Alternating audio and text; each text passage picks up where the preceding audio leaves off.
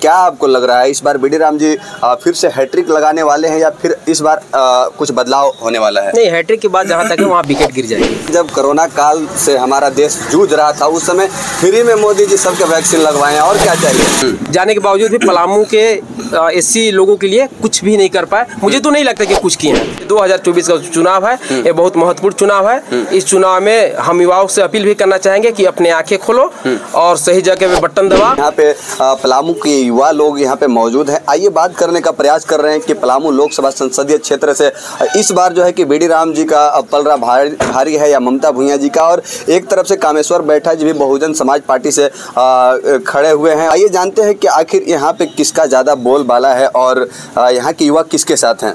क्या नाम है सर? मेरा नाम चंदन कुमार हुआ जी। कहाँ के रहने वाले हैं? गढ़वा जिला, रंका प्रखंड, उसी बगल में खपरो गांव है, वहीं से मैं हूँ। खपरों से हैं जी सर। अच्छा, ये बताइए कि लोकसभा चुनाव चल रहा है, क्या आपको लग रहा है इस बार बीडी राम जी फिर से हैट्रिक लगाने वाले हैं या फिर इस बार कुछ बदलाव होने वाला है? नहीं, हैट्रिक के बाद जहाँ तक है वहाँ विकेट गिर जाएगी। विकेट क्यों गिर जाएगी? वही इसलिए कि 10 साल का समय मिला उनको, जनता ने खूब प्यार दिया और वह गांव क्षेत्र में उनका जो कार्य है धरातल स्थिति में जो है एकदम पूरा शून्य है। मुझे नहीं लगता है कि 10 सालों में उनका दीदार हो पाया है ग्रामीणों का। जब जिनका दीदार ही नहीं हो पाया, जिन प्रतिनिधियों को जिस उम्मीद से लोग चुना था, और वह रिजर्व कोटे से भी गए थे, और उनका तो दायित्व तो बनता है कि वह जिस कोटे से गए थे वो अपने कम से कम अपने लोगों के बारे में और उसी जातियों के बारे में खास ध्यान दें, क्योंकि यह संविधान की बदौलत गए थे, बाबा साहब की बदौलत गए थे और यहाँ से रिजर्व कोटे से गए थे। अगर उनको इतना ही पावर है, इतना ही, तो वो जनरल सीट से कहीं लड़के देखे और उनको पावर खुद ब खुद समझ में आ जाएगा। फिर भी जाने के बावजूद भी पलामू के एससी लोगों के लिए कुछ भी नहीं कर पाए। मुझे तो नहीं लगता कि कुछ किए हैं जी।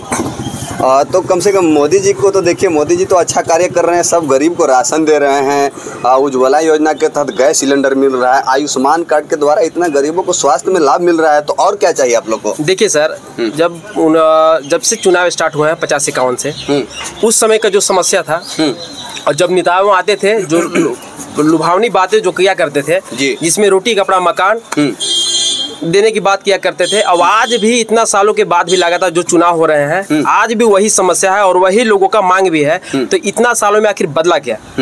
आज जो है 21वीं सदी में अब वह जो पुरानी जो मांगे थी वो बदल जाना चाहिए, और जो प्रतिनिधियों हैं, जो उम्मीदवार हैं, वो नया फंडा के साथ आवे और वहाँ पर सोचे कि मुझे शिक्षा, रोजगार और स्वास्थ्य के बारे में बात करना है। जब तक ये युवाओं को कुछ आगे लेकर के जाने के बारे में नहीं सोचेंगे, और ये 5 किलो राशन और उज्ज्वला योजना की जो आप बात कर पा रहे हैं, वो आप ग्रामीण क्षेत्र में जाकर के देखें, हम समझते हैं कि पहले से ज्यादा कठिनाई हुआ है, क्योंकि उज्ज्वला योजना जो दिए आप, और उस समय तो एक बार फ्री में दे दिए, हम समझते हैं कि दूसरी बार रिफिल हुआ कि नहीं, किन्हीं को नहीं हुआ, ये भी संशय बना हुआ है। और ये क्यों नहीं देख रहे हैं कि जब कोरोना काल से हमारा देश जूझ रहा था उस समय फ्री में मोदी जी सबके वैक्सीन लगवाए और क्या चाहिए? तो कहने का मतलब है, ऐसा नहीं है कि जब से देश बना है इस देश में ये कोरोना ही एक विपत्ति आपदा आया हुआ है। उससे पहले भी लोग आए थे। हमारे बाबूजी दादाजी जब थे, कहते थे कोई एक छपनिया अठन्नी जैसा जो उनके बाप दादाओं को भी पहचान होगा, वो उस समय भी कुछ न कुछ आया हुआ था। तो हर समय भी फ्री ही वैक्सीन लगाया गया है, इलाज हुआ है सरकार के द्वारा। इसमें नई बात कहाँ हुआ? हाँ, इसमें नई बात यही हुआ है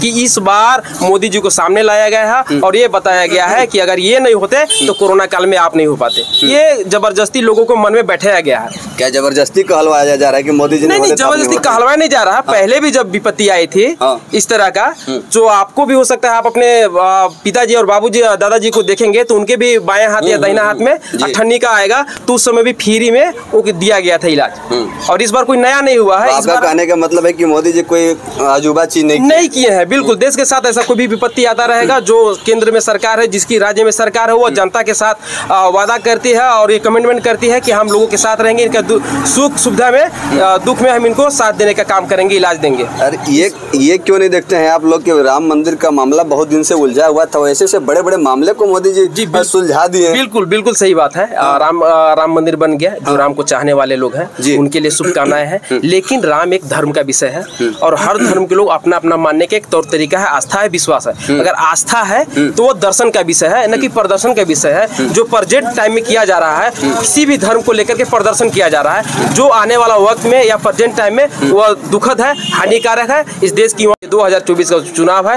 ये बहुत महत्वपूर्ण चुनाव है। इस चुनाव में हम युवाओं से अपील भी करना चाहेंगे कि अपने आंखें खोलो और सही जगह पे बटन दबा। अगर बटन आपने गलत जगह पे दबा दिया तो 5 किलो राशन के लिए आपको लाइन में लगना पड़ेगा। अगर आपकी बटन अगर सही जगह पे दब गई तो वैकेंसी, इंटरव्यू के लिए, सरकारी नौकरियों की लाइन में लगे रहेंगे। अच्छा ये बताइए कि आप लोग बटन कहाँ दबाना चाह रहे हैं? वो तो सर वो ऐसे कैसे बता दिया जाएगा? वो मतदान है, अपने मत का जब दान करेंगे तो करेंगे, वो बताने वाली नहीं है। लेकिन आप साफ जाहिर कर दिए कि ललटेन अब फुल नहीं है, नहीं बिल्कुल नहीं वाला।